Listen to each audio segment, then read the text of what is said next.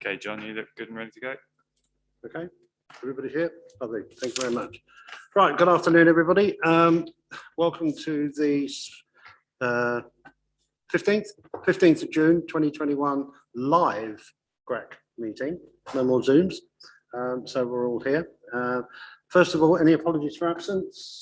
Yeah, I think we just have apologies from Councillor Buskofer. Any substitute? Yes, we have Councillor Paul Heinrich substituting. Thank you. Any public questions? None received. Any items of urgent business? None received. Thank you. Declarations of interest. You will notice the standard form is now enclosed in every documentation, which everyone should have read and understand. So has anybody, any declarations of interest? No, lovely. Thank you very much. There are two lots of minutes that we need to approve. The first set of minutes is on the 9th of March. There is a slight error at the top. It says that this meeting was held in these offices. It was actually a Zoom meeting. And I don't believe we would have got 26 people in here anyway for a GRAC meeting if we'd wanted one. So it was definitely a Zoom. So Matt will happily change that for us, please. Just quickly running through, anybody got any comments on page 1? Or they've done those on there. Page 3, page 4, page 5, 6, 7, 8, 9, 10, 11, and 12. Can I have a proposer if we're happy with those, please? Saul and the seconder. Okay, fine. Thank you very much. And seconder, sorry. Thank you. I would just ask, although we've approved them and that's fine, just it's a long set of minutes in there and it was a while ago. If your name is in there as asking a question, can you just quickly have just a quick look to make sure you are happy and have had an answer if there is anything outstanding? I know it's a little unusual, but I don't want to sort of someone going home and saying, oh, I forgot to have that. It shouldn't take too much. I've had the privilege of doing that myself. So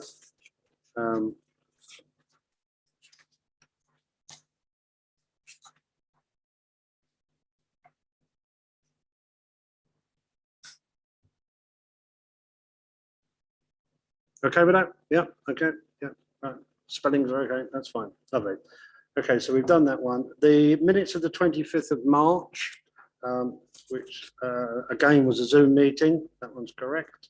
Again, I would ask you just to, we'll go through them, but if your name is on there, just as I say, double check if you did ask the question, does the minute show that you've had the answer or you got what you want? Because if you didn't, we can obviously look at that. Page 13. Page 14, page 15. Harry, which is item number? Lovely, so satisfactory answer, yeah? Okay, that's a good way of doing that.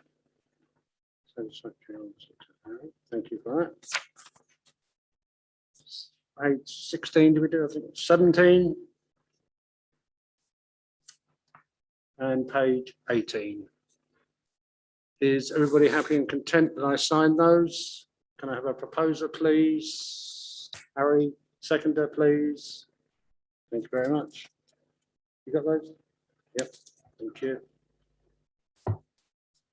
Okay, that's good. Into that. That's the minutes done.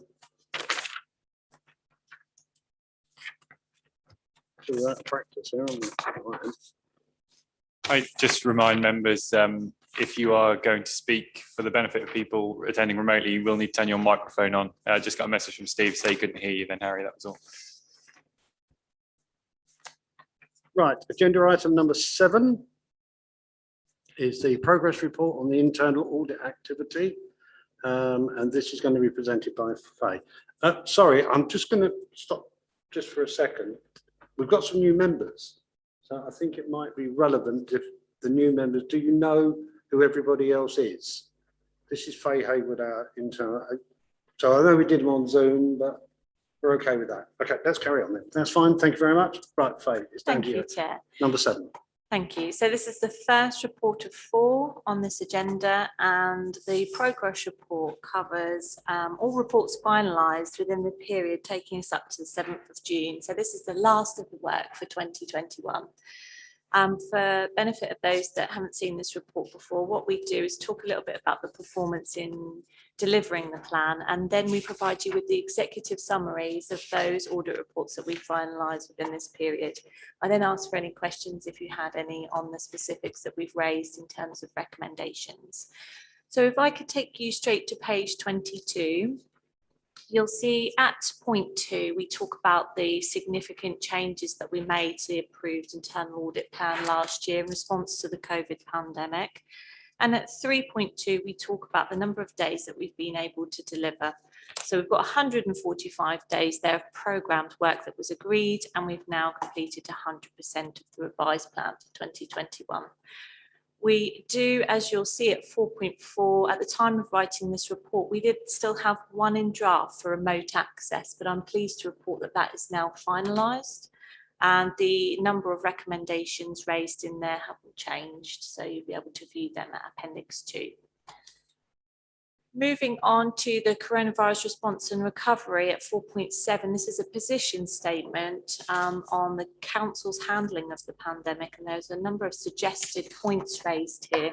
I just want to highlight the fact that a lot of this is kind of in progress already and was already being intended to be completed by the Council. For completeness, we just provided action points to ensure that they could be tracked and followed to ensure the work was done. At 5, we talk about the performance measures of the contractor tier. We have had a lot of difficulty in finalising reports and getting the work out of the door this year. It's been completely, I hate using the word because everybody uses it, but unprecedented. We've been working a lot more remotely than we would normally be. I go into a little bit more detail about performance of the contractor in our annual opinion later on in the agenda. But I think it's worth taking away from this. Actually, there's some lessons learned for us going forward in how we make sure we still get the engagement that we need to complete the work. Okay, so Appendix 1 shows you the entire plan there. It shows you those that are complete in draft at the time of writing the report, the assurance level, and then the recommendations that we've raised for each.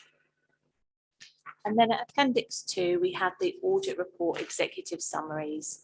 So I don't propose to go into detail on the substantial ones because clearly that's a very positive result that we've got there in those areas, and that's good to see.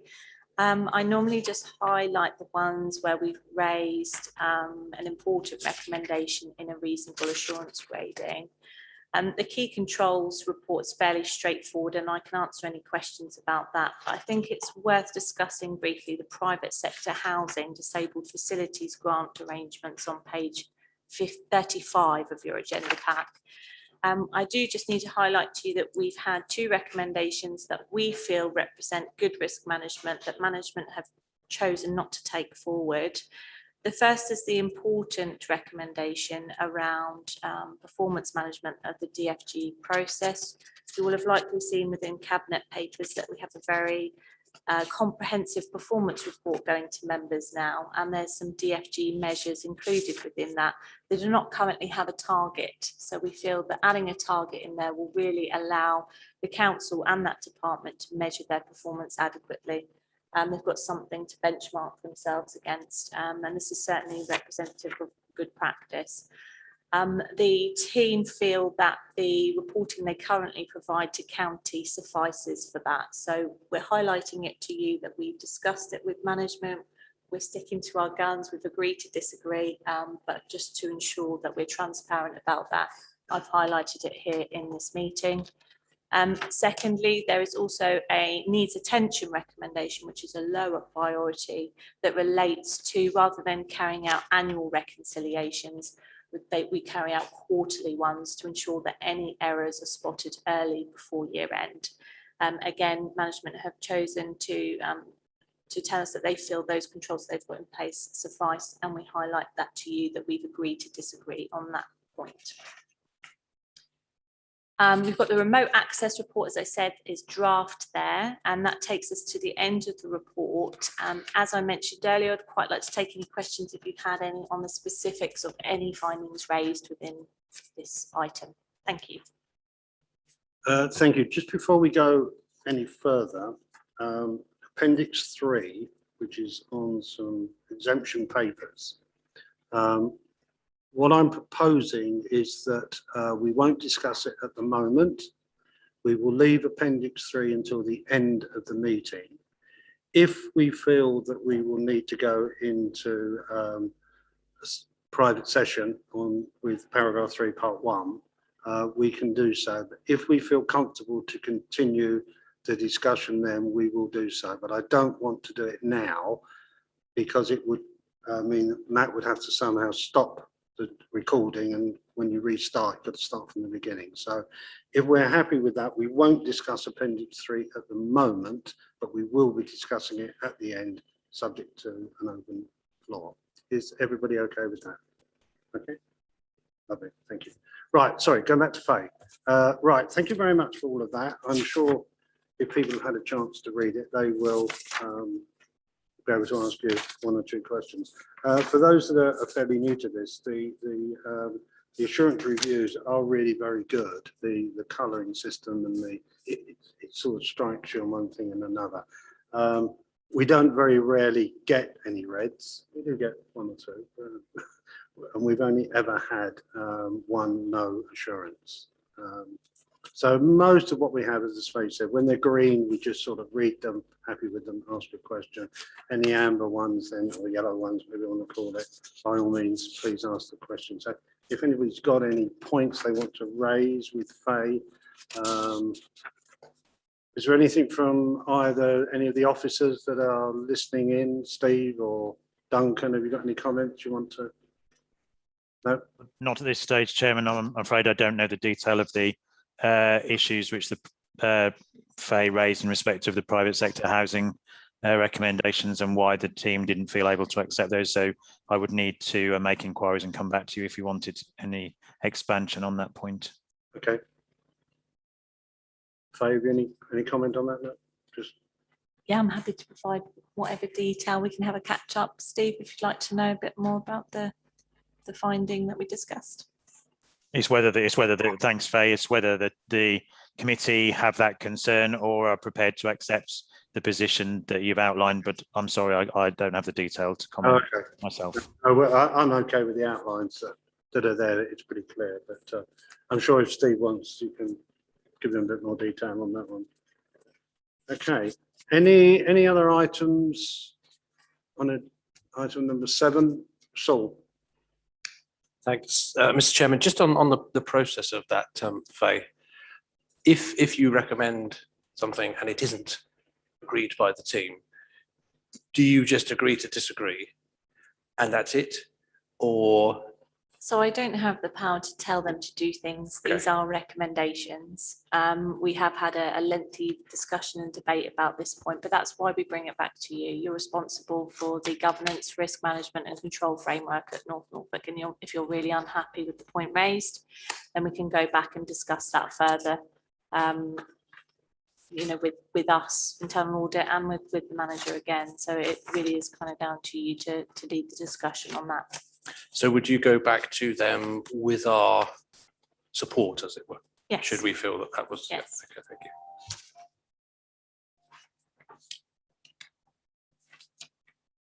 The ice cream van's here.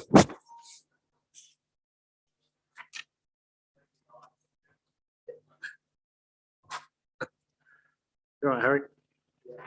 That's okay. Okay, appendix. Right. Sorry, Christopher. Can I just ask, if we're looking at page 32 and we've got a reasonable assurance here, and I think the reasons given that that the direction of travel that has deteriorated because of the impact of COVID-19, what assurance do you have of the actions that have been put in place and the timescales which will get that back to substantial assurance? Thank you, Councillor. Could you repeat the page number, please? Page 32. That's So the hard that's copy. You got it on there? the Key assurance controls. review of key controls That's and the one. assurance arrangements. That's it, yeah. So we're at reasonable at the moment. And the question was, how can we get back to substantial or to a substantial? I think this year has been, as we've kind of discussed, the fact that there's been lots of controls that have had to be slightly tweaked or amended to respond to the pandemic. We certainly have had assurances from management that where applicable, those will revert back to usual. So you'll see some of the points noted and some of the findings raised, they will just revert back to usual. So we should see an increase in the amount of assurance that we're able to provide you with next year on this area. That having been said, it's still a reasonable, so that's a positive assurance grading. It's not gone into limited or no assurance. And we have 4 points for action. But yeah, management have accepted those and taken those on board. So we're comforted by that. Yeah, please. Just really a comment, really. Probably also perhaps one for councillors. I know you're around the area. I just any of our financial controls, anything to do with money. My view is anything there should be substantial assurance all the time. Should be green across the board on those particular items. Do you have any concerns about any of that? Would you share my view on that one in terms of that? Well, I would, yes. I agree with you in terms that they should all be green, is the issue. And what I would expect is that where they're not green and we're in difficulty, that would be flagged up to me as the portfolio holder by the officers, so that A, I'm aware of it, and B, I can ascertain what remedial action is being taken to get us back to that level where we want to be, i.e. the green assurance. It is something I'm going to need to discuss a bit further with officers, because I'm not always sure that things which I ought to be aware of, I necessarily am aware of quickly enough until, say, it gets to here or something, and that's something I've got to sort out with the officers. So my concern with some of the, I see there are actions there, but we, as a committee, we're not informed of the deadlines of those actions, so we don't actually know when they're going to be put in place. So I just wonder whether you have sight of those. Yeah, so those will be provided in your follow-up report. Yeah. You'll see a line on the table that shows you how many recommendations are still outstanding. If they don't get completed by the time frame, we bring those back to you with a reason for why they're delayed. And that's then when the committee will kind of discuss that further and perhaps call the officers in to discuss if they feel that's appropriate. Okay. Probably just on that point that Faye is saying now, it was something that we are looking at recommending, that some of the projects have been quite outstanding for years. And that there are reasons, we're not saying there aren't, but sometimes there's reasons that it's just slipped down the list too far and we're trying to catch up. So we are proposing that they've got the timescale on these of 1 year.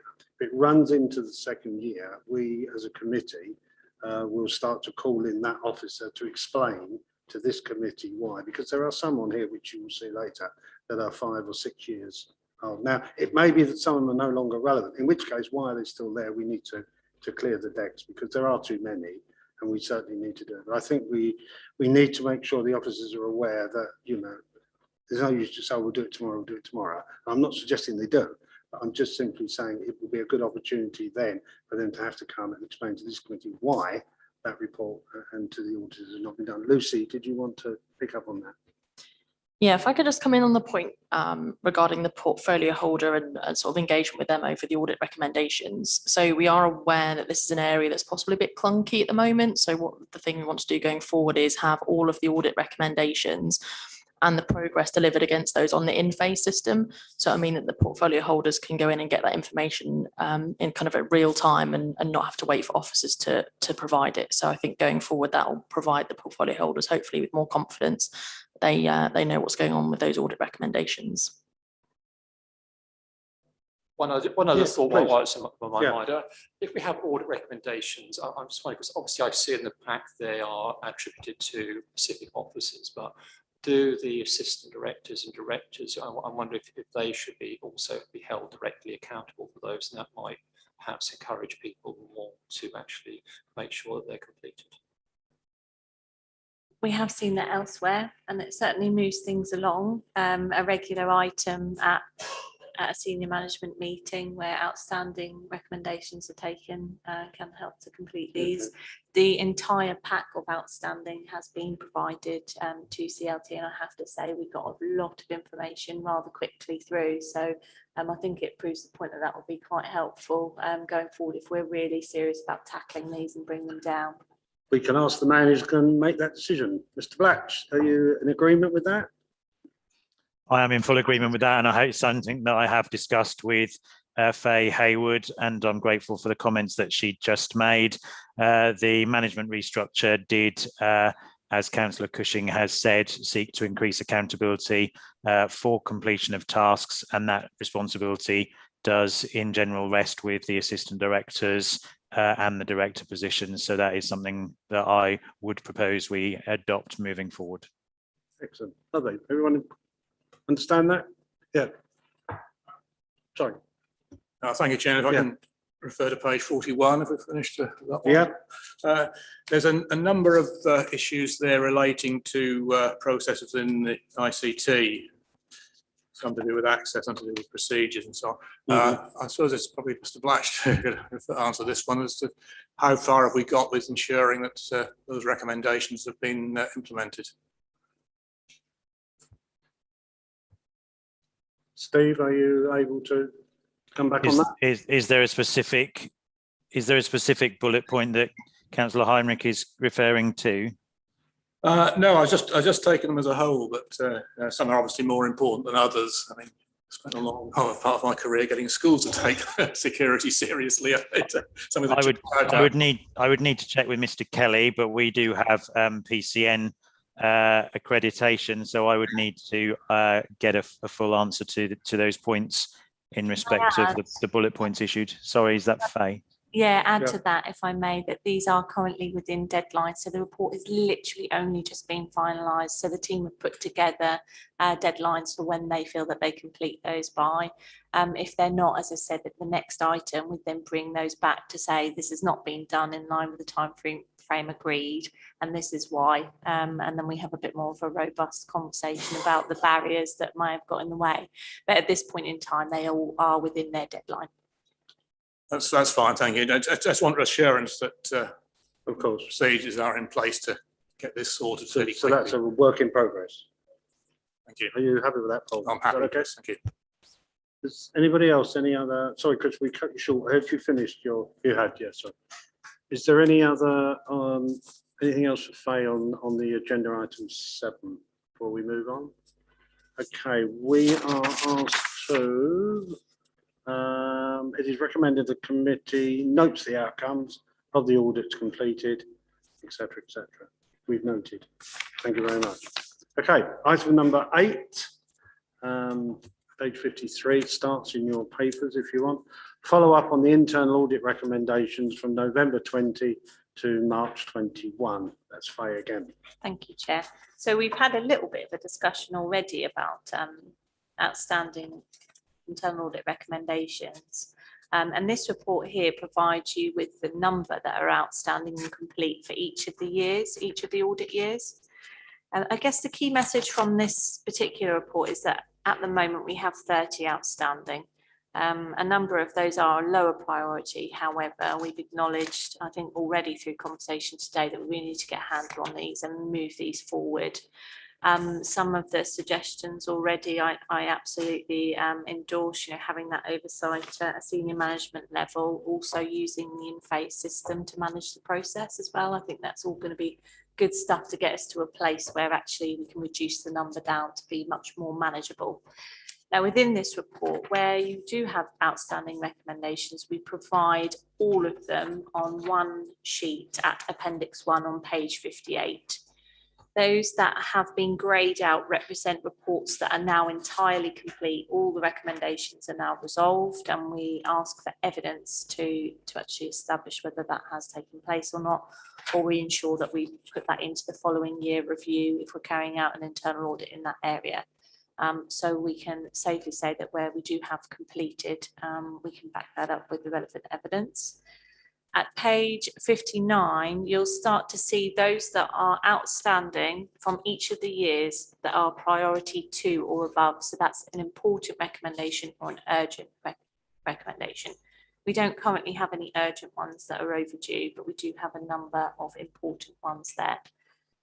In this table, you see the report it was taken from, the recommendation that was originally raised, the priority, the management comments at the time that the recommendation was raised, the responsible officer, the due date, and this is the original due date. The next column gives you a revised due date. So this is being discussed with the manager responsible, and this is when they now feel that they can get on top of this and move it to completion. And then you've got the latest response in the column there that tells you why it's still overdue. So at this point, we normally take questions on the responses from management, and any feedback that you have, we can then provide back to the officers. And hopefully we're going to see a lot of these come off and be completed over the coming months. I have also suggested to the chair today that perhaps in order to tackle this even further, we could have another follow-up report on the agenda. So we only have 2 a year at the moment. So just while we've got this number outstanding, if we bring another one to GRAC, then hopefully we'll be able to discuss it a bit more regularly, and we should see those come down that way too. So I'll hand it over to the members at this point for any questions. Thank you. Thank you, Faye. My privilege of going first. It's rather concerning on page 9 is the number of section 106 agreements that are still sort of sitting there. I mean, it's virtually filling the whole page there. Is there, is this a normal practice? Are these ones that are delayed or? Yeah, so this particular one looks like it's the report and the recommendations that are kind of causing the issues there. There were a number more in that report, I believe, but these ones represent the sticking points. I have to say, I think a lot of progress has been made from when we last reviewed this area, but there's still quite a lot of work to do, and I think it's encouraging that the team member is acknowledging that at least. But yes, that's one for discussion. Obviously, if you need any further info to what you've received in the latest response, we can go back and request that. Okay, it's open to the floor. Anybody? Harry, is that your hand up or just your pen? Sorry. Eric, yes, please. Yeah. Yes, this 106 agreements. As a North Walsham member, almost by an indirect route, it came to our attention at the end of last year that there was a stack of 106 monies that were sitting there, some of which went back to 2010, 2011. And action has now been taken because once we became aware of it, we dug into it.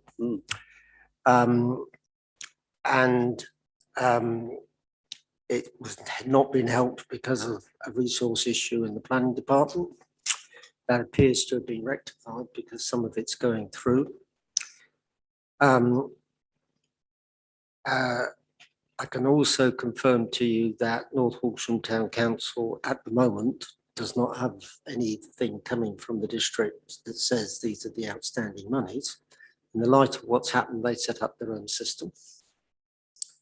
And there's been some help from district members to bring that about. The other issue that's arisen is that, and this may be again around the lack of resource, is that sometimes to get clearance from planning officers that you can propose a project and do it can take longer and be more awkward to do than you would like to think. So in terms of what you're saying, you're absolutely right to identify it. I don't know what else is around. I am aware that on the housing side, housing officers have brought to Cabinet recently reports and talking about using this money. But it's some of the other non-housing Section 106 monies that are around that tend to get lost. So all I can suggest, John, I think this is one that needs to be continued to be watched. I'm grateful for it coming forward, but the sooner we can get an IT system into place where we can track this properly, both at Parish and Pound Council level, and see what's actually happening, the better. At this point, can I check with Lucy? Do we keep such a thing as a 106 register? Yes, we do. So at the moment, we do have a spreadsheet-based list of the Section 106 monies that we currently hold, and all the agreements. So it's adequate, so we know what's where. But having it on a system would allow us to monitor that more proactively. So that's what we want to move to, and that was what was recommended, I believe, in that original audit. Is it an extensive list? I mean, is it large? It is quite long, yeah. It is. And does it give the detail of why the 106 was agreed, where it came from? Yeah, so there's always links to the agreements, yeah. Okay, and this is held, obviously, presumably the portfolio holder sees it and the auditors, yeah? Yeah, so it's held jointly between planning and finance. Yeah, I picked this up just simply, Yeah. partly as a Cabinet member, partly as a North Walsham Yeah. member, but I can confirm to you, it normally has the planning reference number, and it says what it's for. But it's actually, I mean, really local members just ought to look at their own patch and just see if there's any in there once we've got a register up to date and see if it's there, because what happens, these things go through and then people forget about them. But local members don't have access to it. Well, that's part of the problem at the moment. That's why we need to get a system in place so that members can easily look at I it. think that would be a, But the only thing I can suggest, and this might be something, Matt, that could go out in a bulletin, is that if members are concerned that there might be 106 agreements, funds that are located around, particularly for non-housing matters, that they make contact with Lucy and just see if there's anything in the register. on the register, are they identified by ward? Without checking, or I couldn't swear to it. Right, okay, But it will be identified by settlement. right, yes, of course, yeah, okay. Yeah. Yeah, fine, yeah. Steve, sorry. Thank you, Chair. So, yeah, this is a long-standing action. It was, as I understand it, deferred or hasn't been implemented because of the progress. It was a follow-on module that would come with the planning uniform system. So as Lucy Hume has outlined, there is a spreadsheet which I don't think is robust enough in terms of timeliness. So the Section 106 agreements, particularly the large ones, are for complex developments. There will be thresholds that certain payments are to be made on the completion of the first 25, 50 or 100 houses, and that may be several months, if not years, after the Section 106 agreement was originally signed as part of the planning approval process. And so the weakness in the council's position at the present time is if that isn't linked through the planning system, there is a potential weakness in terms of loss around the maintenance of the spreadsheet, which Lucy has outlined to you. And then there isn't any automated flagging system such that when housing completions or development completions take place, there is an automatic read across to triggering those payments from the Section 106. And with a large caseload in major developments, I think the focus of officers is often on the applications which are under appraisal rather than schemes which have been signed off and then move through the development process. And so these 5 recommendations do relate to systems and processes which the planning IT system should enable that process to be automated such that there is more rigorous and robust processes in place to ensure that those staged payments are made to the authority at the appropriate time in the development cycle. Okay, thank you for that. Christopher? Thanks, Steve. Just following up on that point, are we saying there's a risk that the council may have missed some Section 106 payments in the past? And how can we check that that hasn't occurred? So that was reviewed as part of this internal audit, which was carried out not last year, year before. And some of the recommendations were, as the portfolio holders outlined, that there were some dates coming up that could have been missed, but they've now been looked at and progressed. But yeah, that essentially is going to be a risk until you have that system in place that automates this process. And what we have seen is that now that spreadsheet is being pulled together, it is being looked after, but we need to obtain the evidence before we'll be safe enough to move these through to completion. And that system really is going to start to automate that to reduce the risk even further. Essentially, you are relying on people to make sure that everything works very well in that area at the moment. Yeah, go on. Well, just one, obviously, Section 106 go back many years. So how do we know that?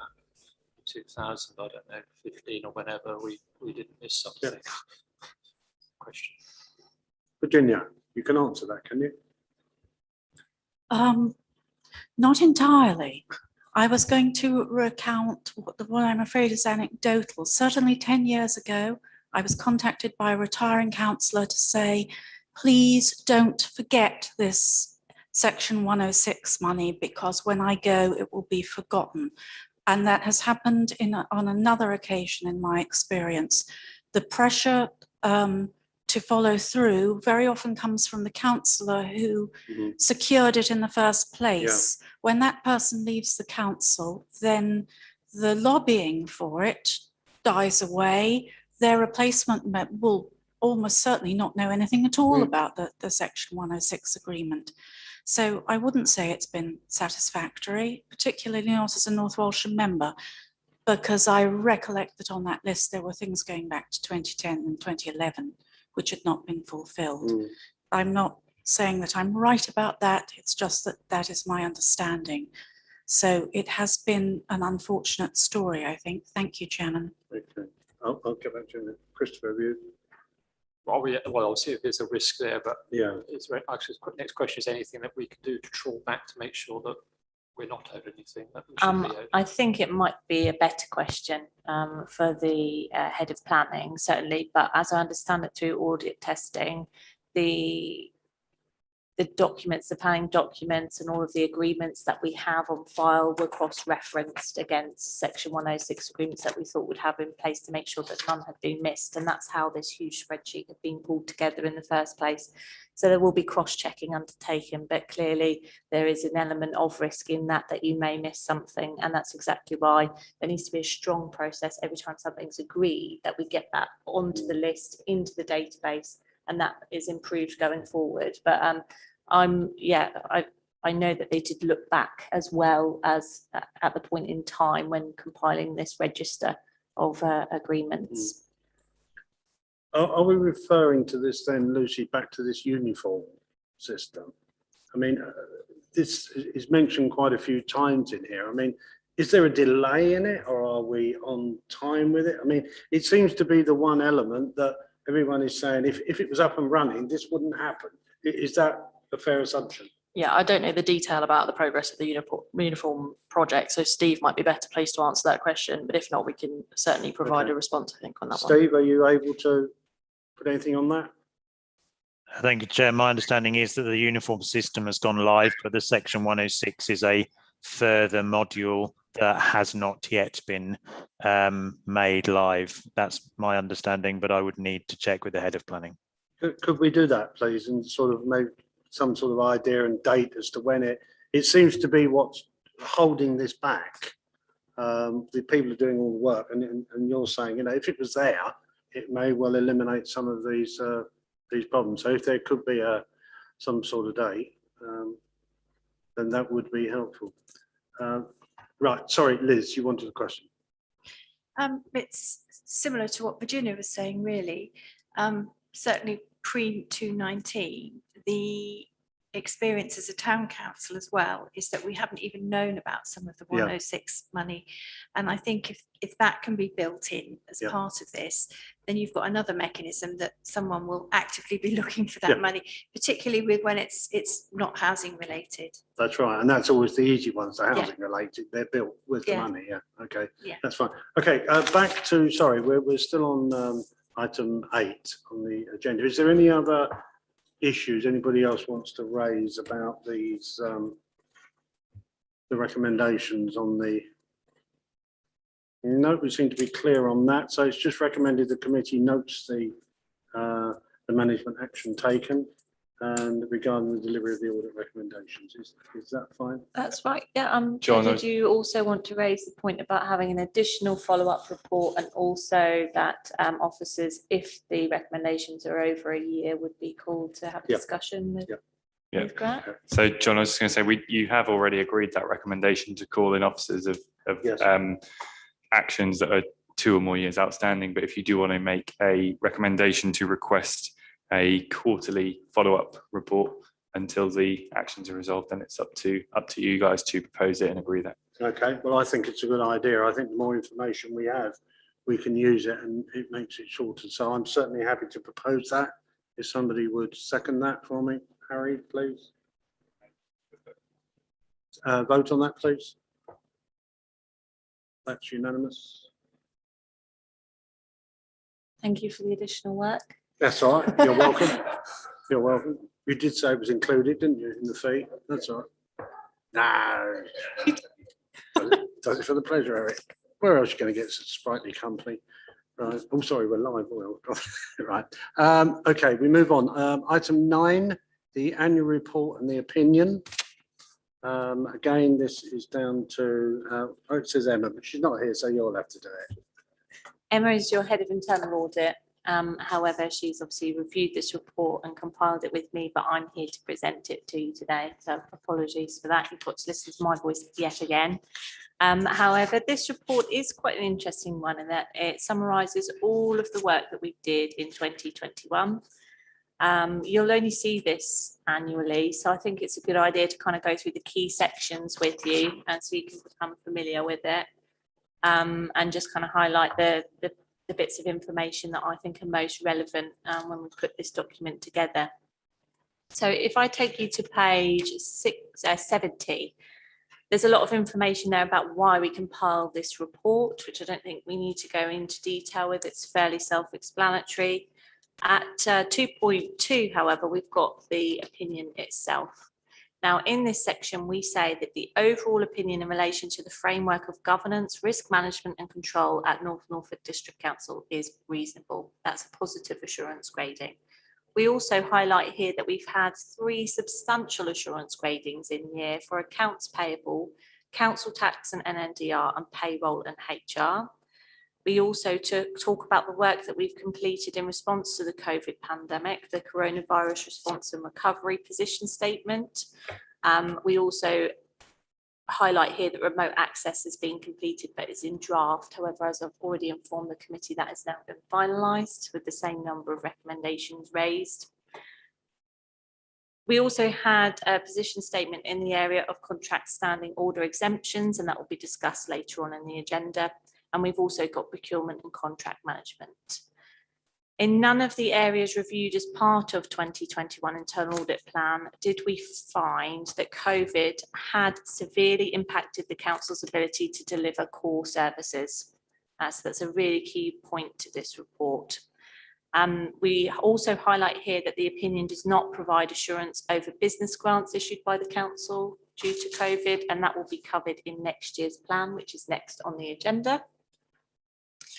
Now we go into the detail about the no assurance grading that we issued in relation to the Chroma Sports Hub.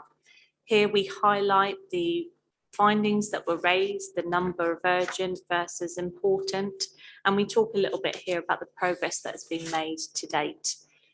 This opinion covers us up to the period of the 31st of March 2021, and the recommendations in relation to that report were not due until the 31st of May. However, we are extremely pleased to see that actually progress has been made already, and we outline a few of the actions taken to date, such as the project management framework, which is now being revised and agreed. The governance arrangements, lots of the forms supporting all of the improvements that we've suggested have now been pulled together. Project risks uploaded to the in-phase system. And rather than completing these action points now, as it's clear that a lot of progress has been made, what we would like to be able to tell members is that they have been used. So we don't have any practical examples at this point in time of them being used in line with the recommendations raised. We do have a follow-up review that we've put into next year's plan, and it's hopeful that we'll be able to provide you with that independent assurance that things have absolutely improved following the issues raised in there. Now, it's for that reason, and with that in mind, that due to the fact that management have supported the recommendations raised within that report and have actually moved the framework along and responded very well to the issues raised, that we feel able, when looking at the entire framework, a reasonable opinion can be given for 2021. Section 3 talks about the audit work undertaken during the year, and we go into a detail reminding members about the themes that we split the audit plan into to respond to the COVID pandemic and provide you with coverage over that. At 3.3, we talk about the internal audit work and just go into a bit more detail about the number of days that we've carried out and the additions that we added in the plan at the request of the committee. At 3.4, we've already talked about the follow-up actions and those 30 recommendations that are overdue at year end. At 3.5, this is where we recommend issues that need to be included within the annual governance statement. And there you'll see that we've talked about the no assurance grading given to the Chroma Sports Hub. And until such time that we can verify those recommendations as complete, we would strongly recommend that we make reference to them in the Council's annual governance statement. No third-party assurances have been used for this year. And then section 5 talks us through our performance as internal audit. We conduct an internal assessment against the public sector internal audit standards. We also have an external assessment carried out every 5 years, and the next one is due in 2022. As discussed a little earlier, the performance indicator outcomes, this is how we measure the contractor's performance. You'll see that for one of our key indicators, number 3, completing the audits within a 10-day working, 10 days after the end of the quarter, we've not had good performance in that area. A number of issues have cropped up this year with contractor resourcing, officers, clearly having to prioritise the response to the pandemic instead of, working through audit requests, and that's absolutely, necessary and not a reflection of the council in any way, but it does impact on our ability to deliver this plan on time. So we have struggled. We have had some good feedback as well, however, on the work that has been carried out, but clearly these performance indicators need to improve for the year ahead. So I'm holding a discussion with the contractor next week. We're going to go through a little bit of a lessons learned exercise. We're going to discuss the problems that we faced and how we can make sure that they don't happen again for the following year. And if it is requested by members, I can come back to you with a kind of a bit more of a plan of how we're going to tackle this so that we don't see it again.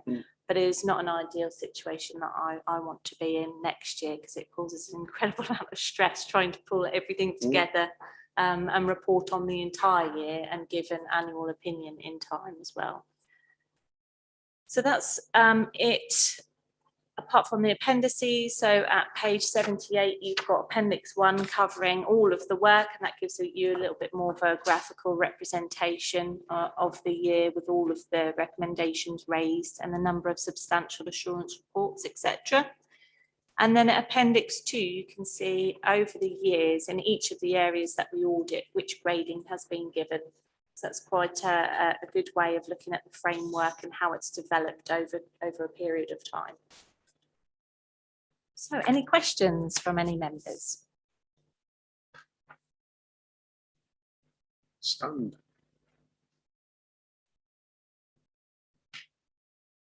It's quite a lengthy document.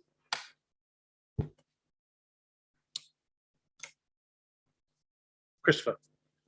Just a quick question. If I look on page 82 and probably 81, obviously there are a lot of areas there that haven't had an audit relatively recently, particularly on page 82. Are those scheduled for work? Well, obviously not this year by the looks of things. There are any of those in 20 to 21 scheduled to do particularly 82. The strategic plan and the internal audit plan for the following years next on the agenda. So I don't know if you had any particular areas in mind, but perhaps we could discuss when they'll next be audited in that item. Obviously, one down it stands out probably like cyber security Yeah. is probably the top one, I would guess, in there. Yes, if it's not in this year, then I think we have included it. If we haven't, then it will need to be, because yeah, that table there shows that we haven't looked at it for a while and it is a key risk. Probably network security being another one. Yeah, stands out. Thank you, Mr. Chairman. Thank you. You okay with that, Faye? Yeah. Okay, that's good. We can do that. Any other members? Any other questions for Faye? We're quite happy with that one, are we? Content, let's say. Right, let's have a look. Item 9, we're to receive and consider the contents of the annual report and the opinion and the head of internal audit. Done that.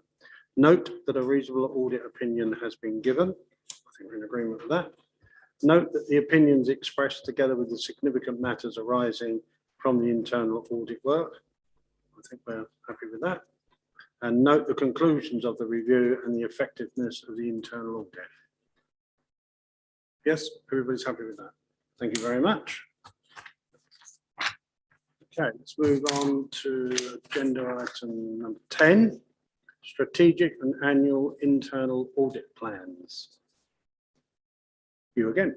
Thank you, Chair. Last one, I promise.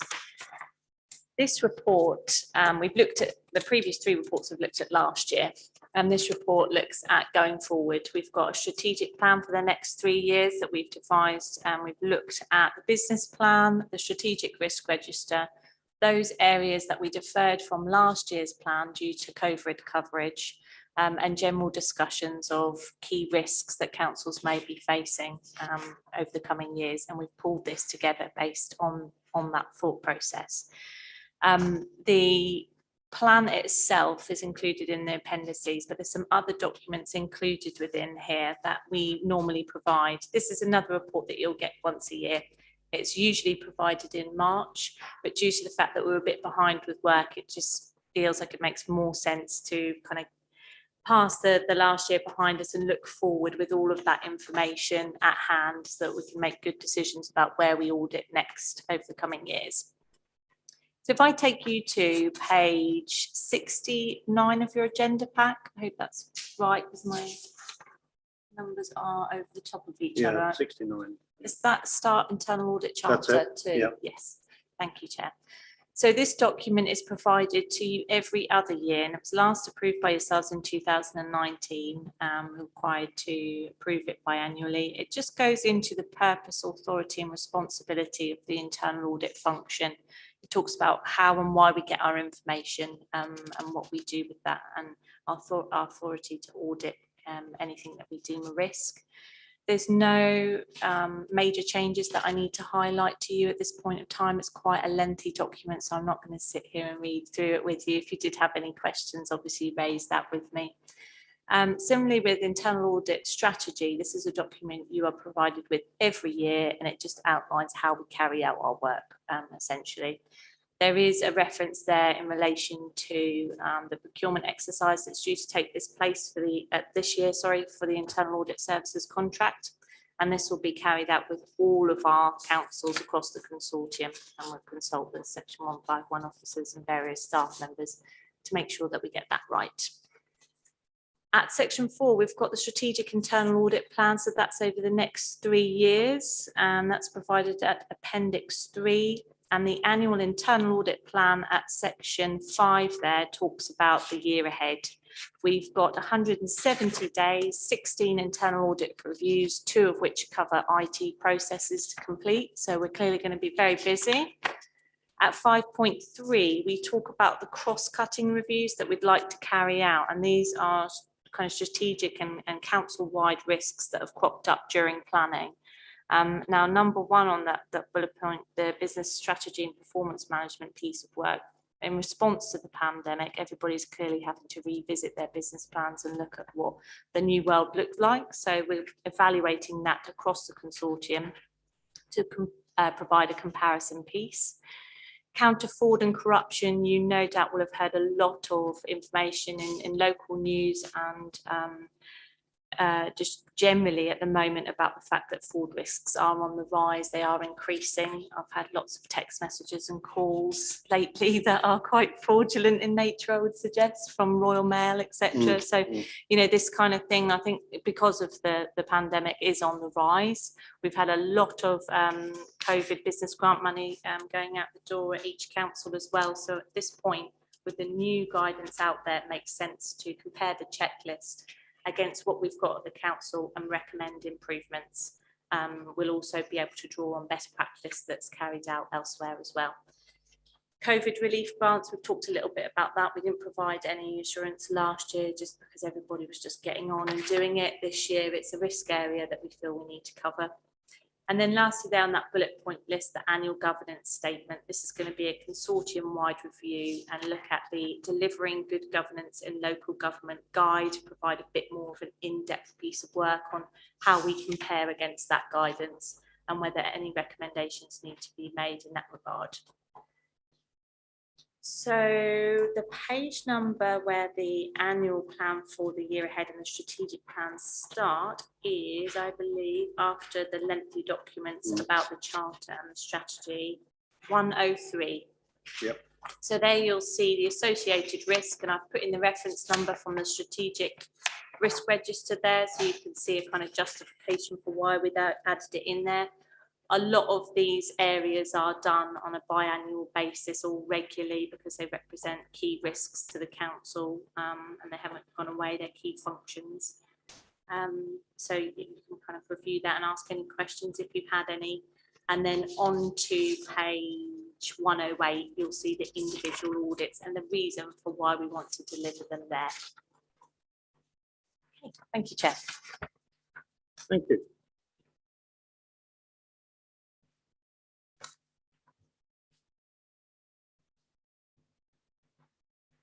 Few minutes to find the pages.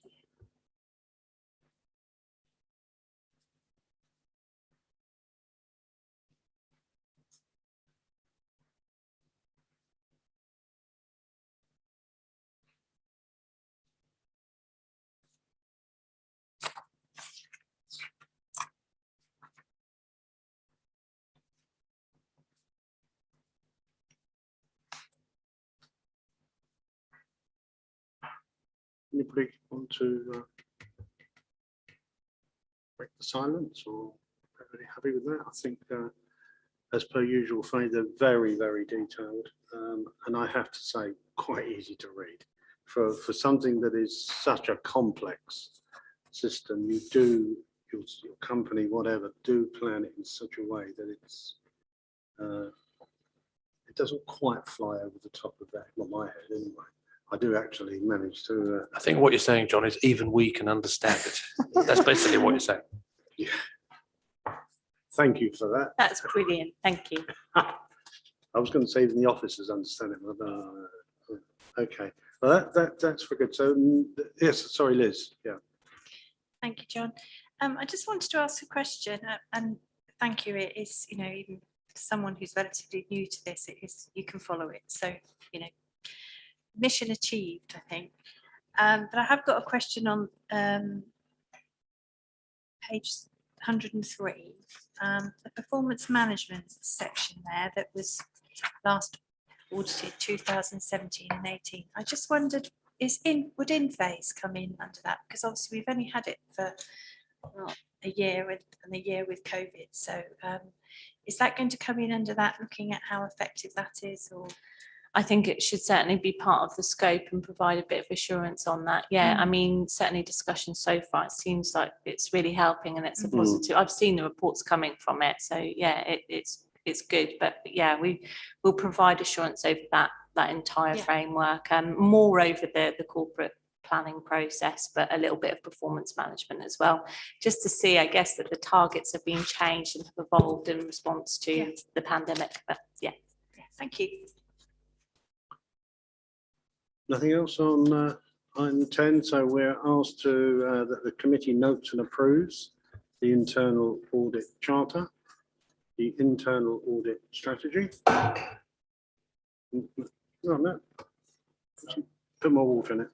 The strategic internal audit plans are approved and the annual internal audit plan. Thank you very much for that. Can I just ask, John, because you are approving that, you will need to take a vote on that with the proposer and seconder. Oh, okay, fine. Proposer, please. Or seconder, Harry. And a vote, please.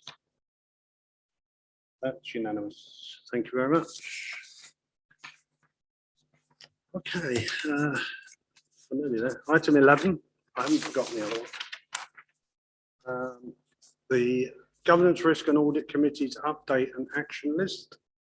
It's down to you, Matt, I think. Yeah, so the main thing I'll notice is there's two outcome and action lists there from the two meetings we had in March, and I don't think there's anything outstanding from there. We did have a brief discussion with Eric on the minute number 77 to recommend that Cabinet reviews the Council's project governance framework to ensure that it's robust enough to address the concerns raised by the assurance review and by the committee. Eric, I don't know if you want to add anything to that, but you did say that that had been discussed and was in the process of being implemented. Yeah, so it's about the question of interest. Virginia, can you just help me to refresh my mind? On the tennis hub, we've asked about the interest has been progressed, isn't it? yes.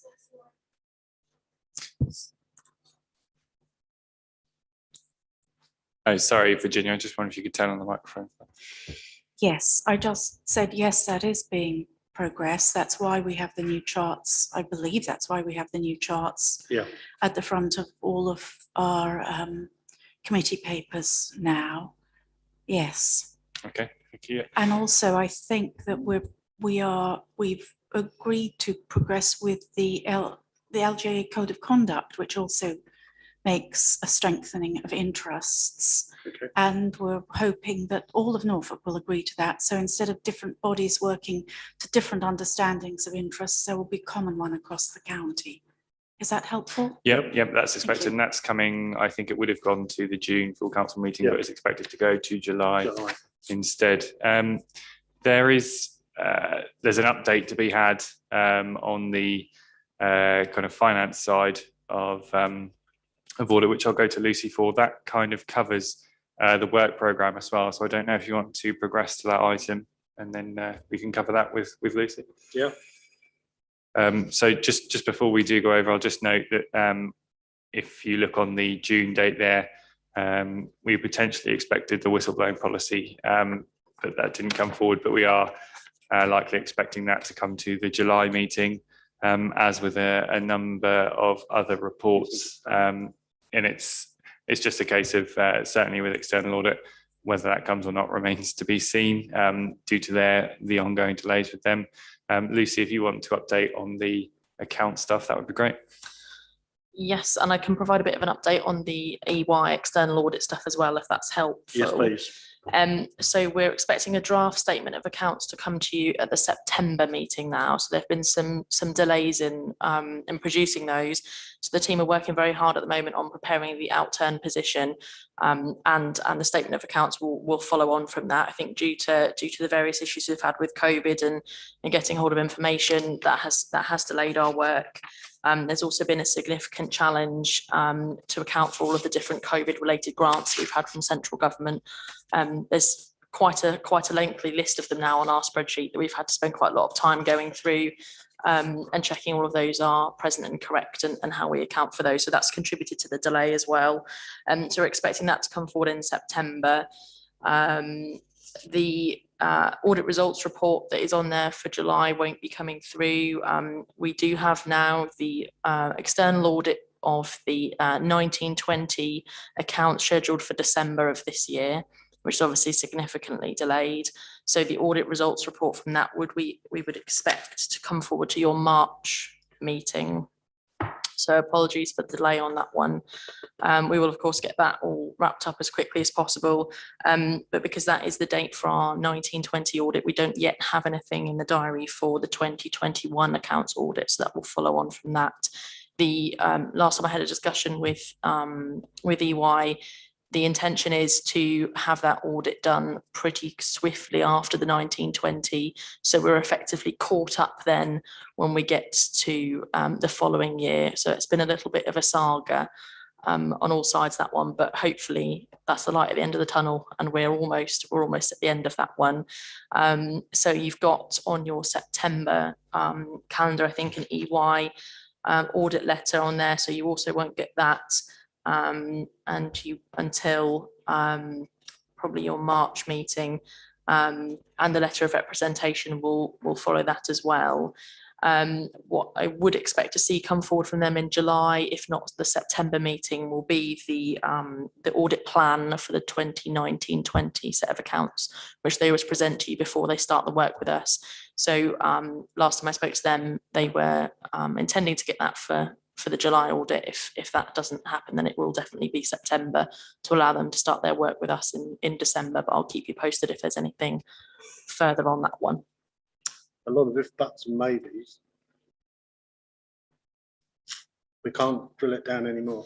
Yeah, no. So EY have got the resourcing issues that we talked about quite a lot last year, and I think indeed the year before at this point are still ongoing.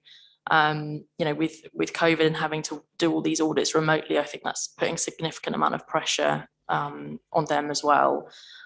We've also got delayed timescales for the audit preparation, for the accounts preparation, which is obviously putting that audit window is now further back than it would have been. So the audit window is now back as far as November, whereas previously that was July. So the COVID has caused some significant delays as well. But as far as I'm aware, external audit across the board have still got resourcing issues they've had for the last 18 months, if not slightly longer. And that's not going to be a quick fix. So they're doing everything they can to resource the public sector audit. So they still have things like the NHS to audit as well. So it's a significant delay. I mean, can I ask, are we comfortable that we have the right resources here and enough of them? This is your opportunity to. Shall I get my little shopping list out now? They're all listening. So it's quite like an extra 2 members of staff. No, I think that I think we're comfortable we can resource the audit in December. We wouldn't have agreed to that particular date if not. Obviously, that does present us a challenge because we are into budget setting time in December, so it's not ideal. But we do need to get this moving forward, as having an unaudited set of accounts for the previous year is causing us some issues with the accounts preparation this year. So we have worked really hard to make sure that we will resource that December audit appropriately so it can get done and out of the way so we can get back on track. But yes, it's caused resource issues for us as well. But you're comfortable that you don't want to make any other statement about that now? No, Steve, if I can have some extra staff, that'd be great. But no, I think we're good. Well, that's what you're listening to. But no, that's fair enough. I mean, the resources are the main thing, because yes, we can criticise EY, and and as I've said to you 100 times before, I think sometimes they forget we're the customer. We're the ones who want the service. We're paying for it, and people are quick enough to decry everything we try to do sometimes for them. Well, we have a right to demand it, but likewise, you have your own resources, and there's not much point in them getting it ready if you're not ready for it. It's better that you're ready and they're not. Yeah, from your point of view. What I think will be interesting will be following the Redmond review, which concluded last year. There's been some talk about standardising the issue of audit quality and increasing the audit quality across the board. EY was point out that they are sort of top of the leaderboard in terms of audit quality. So for us, that's obviously good, but there will potentially be some extra work that we have to do, both us internally and external audit off the back of the Redmond review. At the moment, it's sort of unclear. A lot of those recommendations are still outstanding in terms of how exactly we implement them, and some of that will be for the Ministry of Housing, Communities and Local Government to decide upon, and sit for, as well as to how that will fit in with the code, and then how that follows on to our work. So yeah, pending any vast changes to that, then we are adequately resourced for that audit in December. I would expect any changes to affect the audit code of practice for the 21-22 set of accounts anyway. So it may give us a resourcing issue at that point. MHCLG have already committed to providing us with some funding to help with that. Unfortunately, that funding does appear to be one-off, which isn't ideal if you're having to bring in extra members of staff who are obviously going to want to get paid every year, which is selfish, but so we are lobbying to make sure that funding is made more permanent, so we don't have any impact on service provision having to resource that ourselves. Okay, well, I'm sure the powers to be have listened to you. So. John, I just know that Steve does have his hand raised. Sorry? Steve does have his. Yeah, please, Steve. Thank you, Chairman, and thank you for your comments. I would about the ability of us to juggle our resources in response to the availability of both internal and external audit work. I think Faye in her annual report suggested to you that for a period of time, TIA were furloughed. They furloughed their staff. I mean, that it wouldn't have been convenient at the time when we were looking at community support and our own internal COVID focus and response to have accommodated internal audit reviews, but they did work at, or they were furloughed for a number of months, such that the audit plan did back up in the way that Faye outlined to you, and that does have a consequential knock-on impact in terms of our own resource deployment and work programming. In that, there is an annual budget cycle which Lucy and her team are required to prepare and provide to you, such that when some of the audit, internal audit reviews do back up, there is an internal consequence or pressure created by that. In terms of the Redmond review and Lucy's comments around external audit, there has recently been concern across the sector at the resource capacity and slippage of audit companies. And that was most recently summarised or characterised in a municipal journal report where both Grant Thornton and Ernst & Young did respond to some criticism from the sector about their capacity to provide timely audits. And I do think some of the issues that we face, and Lucy has outlined to you, are attributable to that wider national context. So that isn't making excuses. We will obviously respond as best we are able, but there is some consequences on a small organisation and a small team where some of those issues do come together around our own programme of work and annual budget reporting processes. Thank you. Thank you. Thank you for that. Any other questions anybody's got? Liz? Just a comment really, and it refers back to the financial conference that Lucy and I went to in February, I think it was, way back now, LGA one, and it was made very clear there that this is a national issue with external auditors, and there were many people making comments that their authorities were experiencing the same issues. So as Steve says, I don't think we're alone in this, and I think any help in encouraging that lobbying is probably really important. I absolutely agree, and I may have sympathy for them, but not that much. I'd rather we got our own done. If we're ready, we can get ours done. That's fine. We can support other people, but I think we need to make it very clear that where we need to go with this. And we need to move on with that. Okay, so that's the action lists and the governance and risk. Have you got, Saul has left the meeting. Yeah, noted. So yeah, you're just noting those. So if you want to Yeah. move to that discussion of that. Okay, we're going back to item number 7, which has got an exemption paper. Now, I'm happy that we can discuss this as we are now in an open forum.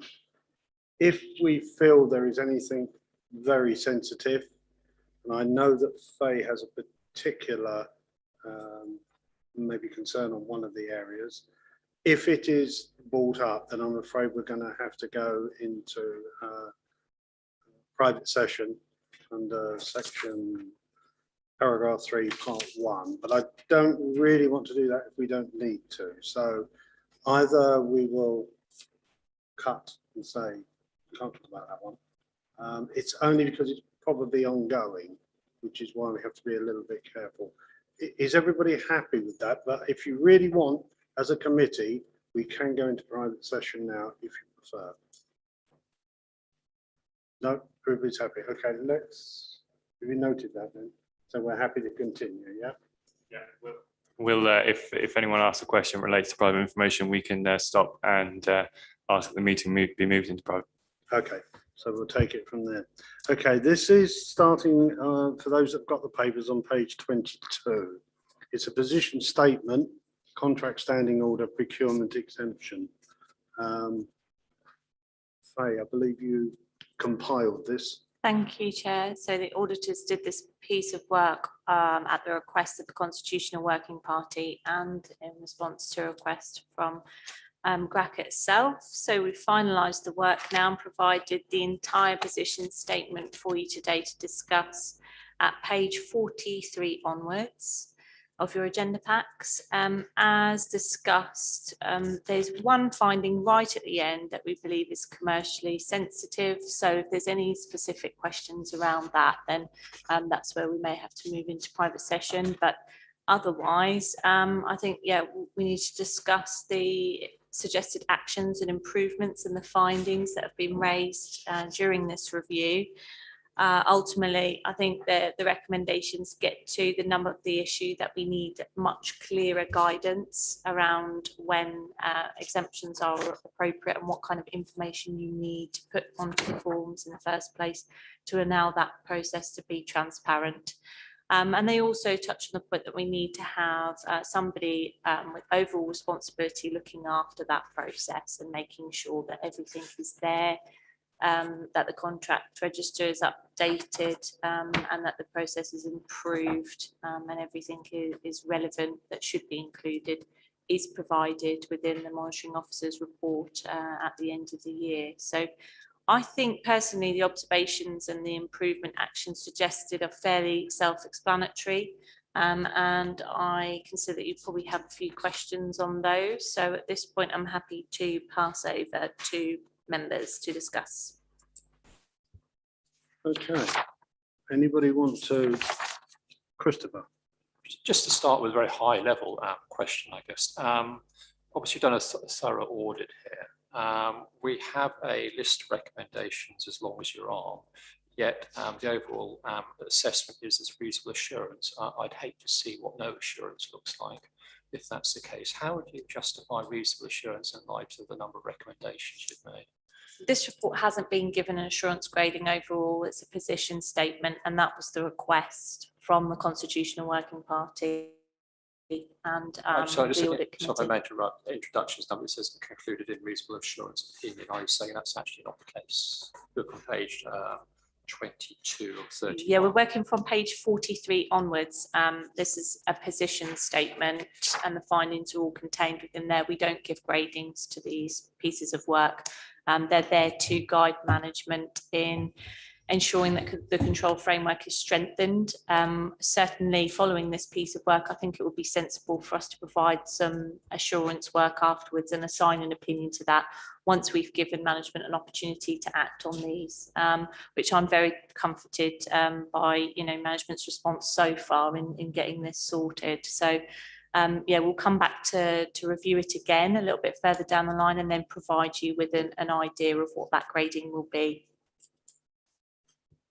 Does that Well, yes, I suppose a follow-up question to that, in a way, is I look at the timescales that you've got down, and they seem to vary from some point in the past, which I'm assuming all the ones in the past have been done, going all the way to the end of the year. To my reading, and I'm sure other members will probably agree as well, a lot of these are actually fairly serious shortcomings in terms of the processes have got there. I would certainly be more comforted if we had tighter deadlines. And in fact, Mr. Chair is going to suggest we get an update in our next meeting, our September meeting, in terms of, and I'd be expecting that all the outstanding issues effectively to be put in motion and addressed by then. May I respond, Chair? Yeah, please. So as we discussed, I think it's worth having another follow-up item in the agenda and bring that to September, and then following that to every meeting thereafter. With position statements, we don't normally actually follow those actions through to completion, but I think due to the issues raised here, it would be a very good idea if we did. So we bring back to you whether they're complete, that we've actually obtained evidence to show that they're complete, and hopefully move to see a much better framework as a result. But we'd certainly welcome some more information for members on this, so that we can be assured the risk is solved and mitigated. Okay. See that Duncan has a hand raised? Yeah. Thank you, Chair. Just to follow on from that, I'm happy to take ownership of this issue, so I will make sure those are progressed and you have that full update in September. Okay, thank you for that. Paul. Thank you, Chairman. Just a couple of questions. I see there were 4 exemptions granted. What page are you on? So I'm on 43, then I'll move over. Firstly, we granted 4 exemptions in 2021. There were 11 previously. What's a reasonable number for an authority of this size? That's a question I will have to take away and do some research on. I'm not sure offhand what a reasonable number are. I think there's a little bit towards the very end of the report on that finding that we talked about, that we may need to move into private session about using exemptions and when it is and isn't appropriate. And I can see that management have committed to really thinking about that going forward. But as to the number for other councils, I'd have to do a bit of work on it to see what they come out at. Thank you. It's always useful to know how we compare. The second point is I see that there are some suggested actions improvements with target dates of April 21 and May 21. Could I just ask where we are with those? Are they now all in place? Is this page 45? They are overdue at this point in time, not obviously when we compiled the annual opinion report. So I think it's fair to ask for an update on them. If we don't have an answer or the officers don't have anything today, then we can absolutely take that away and ensure that a full update is provided as discussed, to make sure that they're all actually now moving through to completion. But Duncan may want to touch on any of those there to say that they have or haven't been complete. If not, as I say, we will take it away and provide the additional info.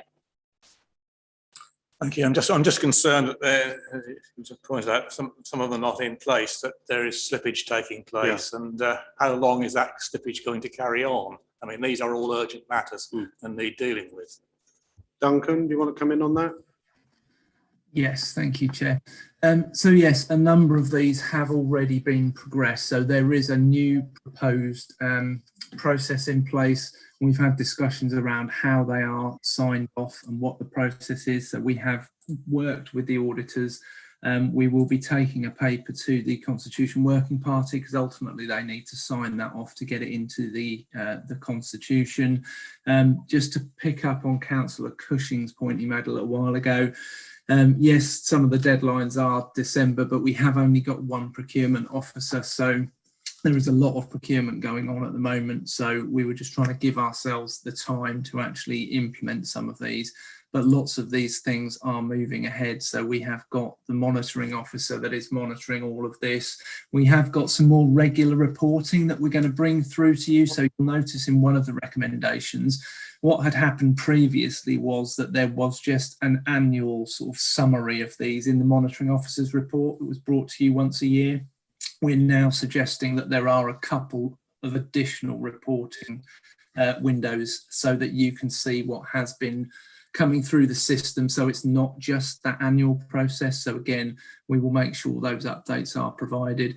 But I think, as Faye suggested, I think if we can try and wrap all of that up in September, and what I will try and ensure we can have for that month is to say that all of this is updated and completed, and it's gone through the Constitution Working Party and is in place, if that's helpful.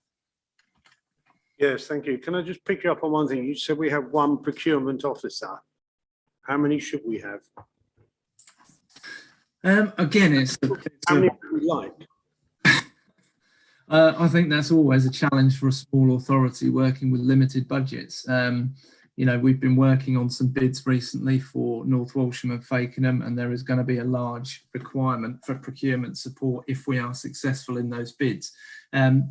There are ongoing discussions county-wide around some sort of consortium procurement support, rather like we have for internal audit. So that might be something we can consider, but it is trying to get that balance of internal staff and using some of the frameworks that we have used in the past. So frameworks, if they are, you know, things like ESPO frameworks, where they are procured, and it does shorten your procurement processes and your timetables. So that's something we've used in the past.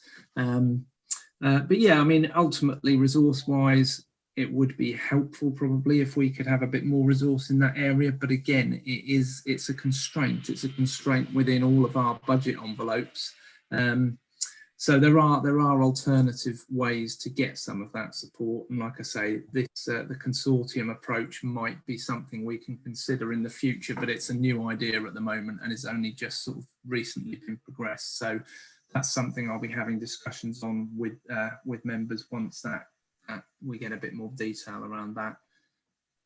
So the procurement officer we currently have obviously has other duties as well, and not just working in the procurement department?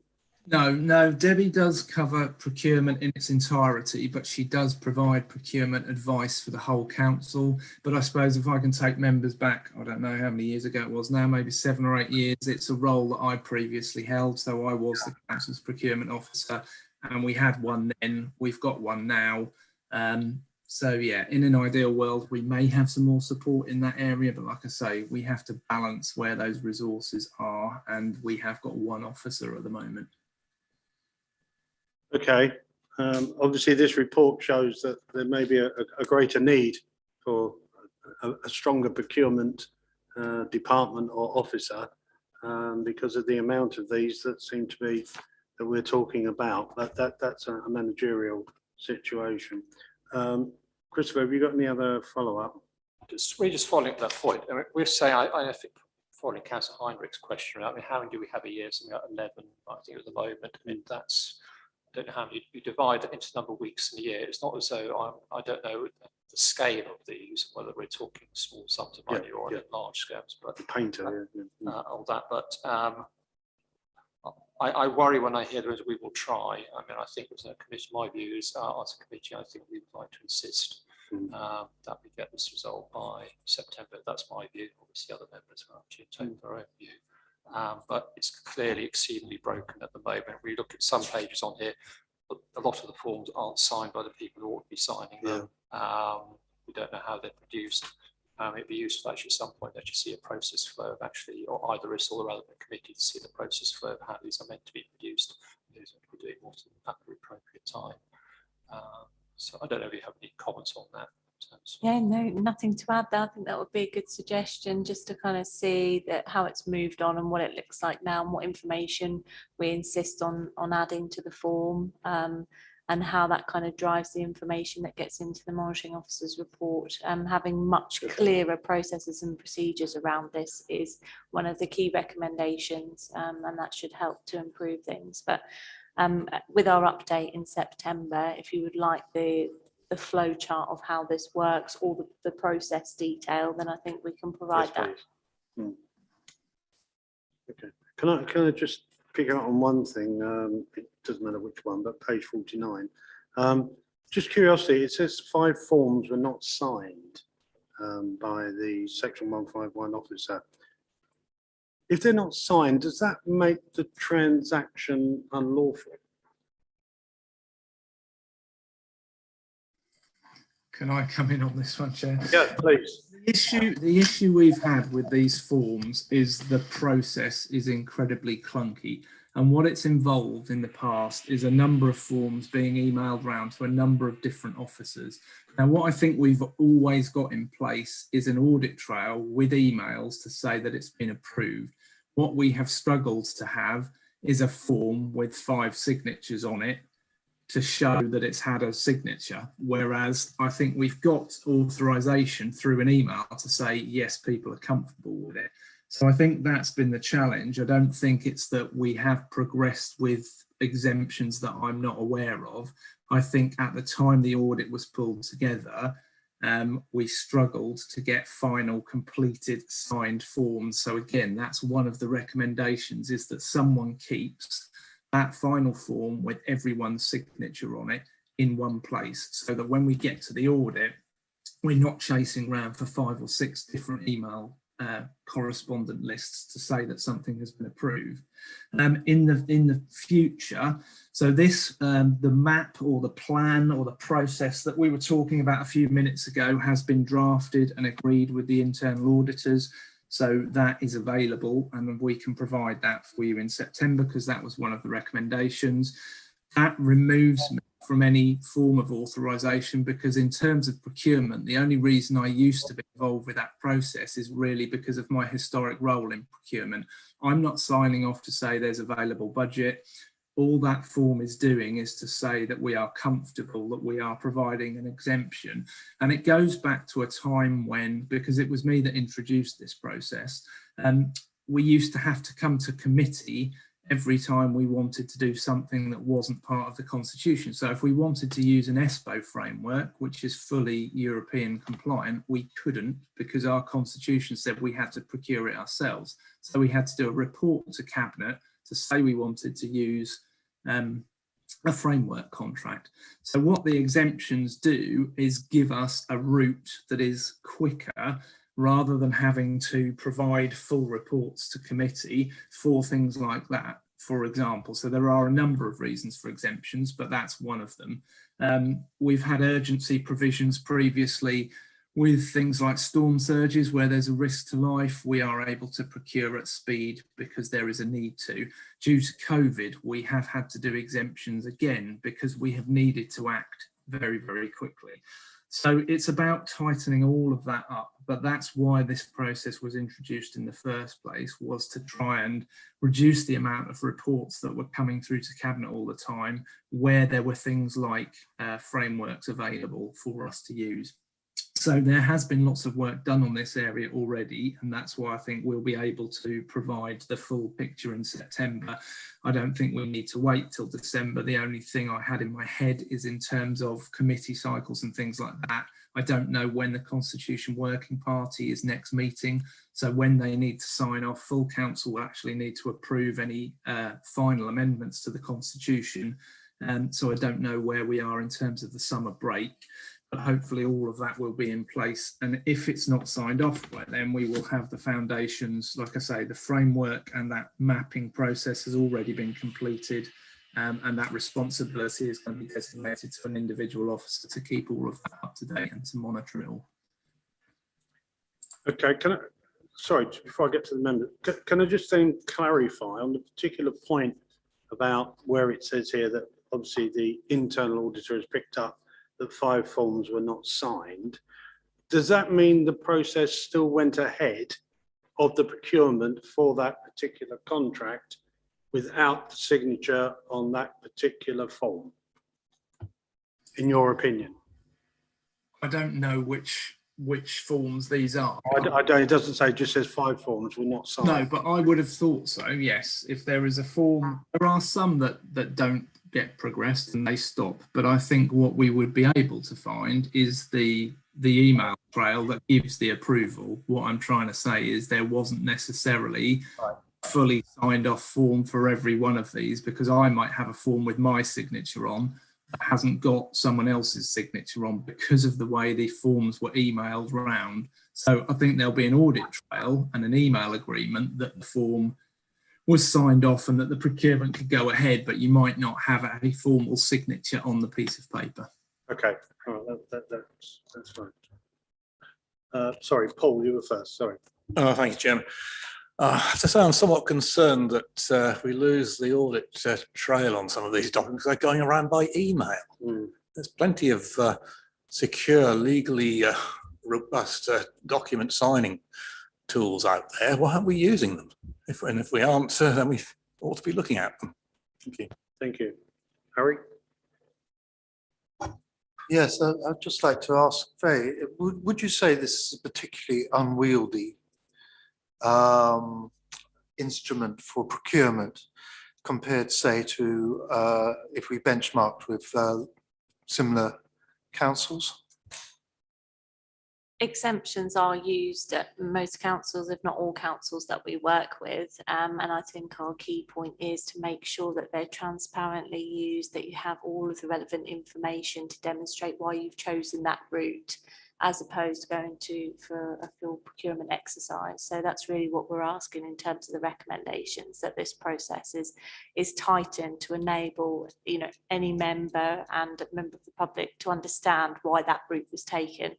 But exemptions themselves, when used well, are a valid method.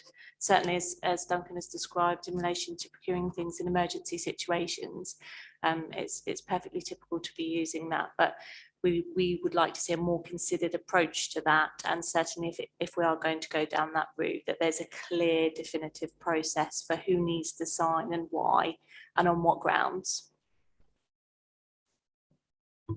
Thank you for that. So basically what you're saying is perhaps there is no need for as many signatures. If we're looking for reasons why somebody has to sign it, and Duncan said that there was no reason why he should have signed some of those. He wasn't adding to the process. He wasn't contributing, and so his signature seemed irrelevant. And because of that, I'm just saying, do we need to, as you seem to be saying, we need to slipstream this? Yeah, absolutely. We need a process in place that's very clear why each person receives it, and some of the root causes behind the issues that are identified is that word, it's clunky, it's being passed from person to person with no one really understanding what the next stage is and who needs to take it forward. So that's what we're really aiming to recommend, that we clear up and get much more of a streamlined, as you say, approach to putting this through, if that is the route that you want to use and choose to do. I think a one-line statement there on one of them that you said 3 of the forms are unclear. I mean, it's anyway. Virginia. Thank you. It has been my impression that the number of exemptions has been dropping, but what I wanted to ask was, Duncan did allude to a paper for the Constitution Working Party. There is going to be a meeting at the Constitution Working Party in June, and I was wondering whether the paper would be ready in time for that meeting, or whether he was expecting it to be ready at a later date. Can I ask what the deadline ready for the papers for the Constitution Working Party? Bearing in mind we're at the 15th of June already. Do we know when the meeting date is? Matt will know. It has been scheduled. I think Emma's going to come in and she'll. It's on the 28th of June, so which is a Monday. So although the agenda will be issued towards the end of next week, the paper could follow on to give you a bit more time to prepare, but Duncan and I can discuss that outside of this meeting to see if that's workable or not. Yeah, I'll get something to that next meeting then, if that's at the end of June. Thank you. Thank you, that would be appreciated. Yeah. Anybody, Eric, you have any? Yes, thanks, Chair. I mean, as a portfolio holder that covers some of this, in terms of the essential recommendations, thank you for the work. I fully support them. I want this progressed as quickly as possible. I'd like to see it before the Constitution Working Party, necessary constitution changes that are actually made. The crux of all of this is that no exemption certificate is actually approved, can be implemented until the paperwork is signed off by the monitoring officer.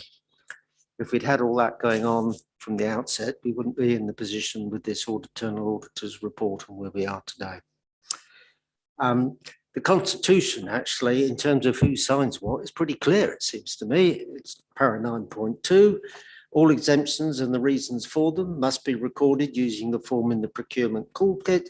Exemptions shall be signed by the officer and relevant director, which I presume means the originators of the proposal, and countersigned by the section 151 officer and the monitoring officer. That's what it says. And then I've got what's in front of me. I'm not going to comment much further. Just my heart sinks sometimes. Particularly when I saw what was going on in 2021. That was after concerns on a range of fronts had been expressed. And I would have thought that some self-corrective action might have been taken. I think the important thing now is to tighten up on all of this and get it sorted. The problem essentially is this. Contracts for public money are always going to be sensitive and subject to public scrutiny, particularly given that quite a lot of ours over the years have been for consultants of one kind and another. That can always give rise to questions. If the process, even if the decision is perfectly lawful, and my understanding they generally are, if the process is not foolproof and it's not tight, it opens yourself to criticism and it opens yourself to concerns that something is going astray. And then minds can get quite imaginative, you know, is there fraud and all the rest of it. So it is important that we tighten up on this as soon as possible. And I suppose the only question I would have, we're now into 21-22, presumably since the 1st of April, we've had some exemption certificates. I don't know, but have we got to wait for all this audit report to come before us, for the Constitution Working Party to meet, or since all of this became known, are we actually tightening up things already, or is it still stuck in email trails? Duncan, are you aware of any of that? I think from memory we have had 2, but the new sign-off procedure will be for the monitoring officer and the procurement officer, because that's where it should sensibly sit, will be the ones that are signing off, and then you will have the form raised and signed off by the manager that's raising it in the first place. And then they will be held centrally so that all of that signature and everything is completed and the approval won't be given until all of that is in place. Now, if the Constitution Working Party is at the end of this month, I will get a report that pulls all of this together, all of the recommendations, all of the changes to the authorisation process and the process map we've talked about, and include all of that in the report. So in effect, we should have everything ready for that meeting, and then we can get that signed off. As long as Constitution Working Party are comfortable with the recommendations and the changes we're proposing, that can then get signed off by full council in July. So that will be well ahead of those meetings and the deadlines in December for some of those actions. Okay, thank you for that. Christopher? Goes to Constitution Working Party. I just wonder whether members of this committee could also see those papers, or at least what the proposals actually are, so at least we can understand what Chairman of the Constitutional Working Party, are you happy with that? I'm very happy with that. I believe that the more members see, the more papers, the better. Okay, well, let's just confine it to this committee first before we send it out to everyone else. But yeah, you're right. We'd appreciate that if that's possible. And at least we're on the same thing. I think, Chair, as well, in terms of the actual recommendations that flow from the Constitution Working Party, obviously all members will see that, because as part of the discussion at full council, we will be approving those changes. So in terms of what those changes are, they will be transparent to everyone, but we can always share that report that goes to the Constitution Working Party with the Audit Committee, if that's helpful. Steve, do you want to come in here? Is there anything you want to tidy up on this? No, I think the piece of work has been very helpful, so I'm grateful to Faye. I do think the systems and processes the council has need tightening in the way that's described, and Duncan and Lucy, I've got that in hand, as I believe. So I think the discussion you've had this afternoon is helpful in terms of early discussion at the Constitution Working Party, and as Duncan has outlined, if it is able to make its way to full council for approval on the 21st of July, that will manage any risk going forward. Okay, thank you for that. Has anybody else got any other comments on these papers? Well, thank you for keeping it open. And thank you, Faye, for the guidance on the certain paragraph. I think at this point we're probably finished. We don't need to exclude the press and the public. And it is now 3:47. The meeting is finished. Thank you very much. I have one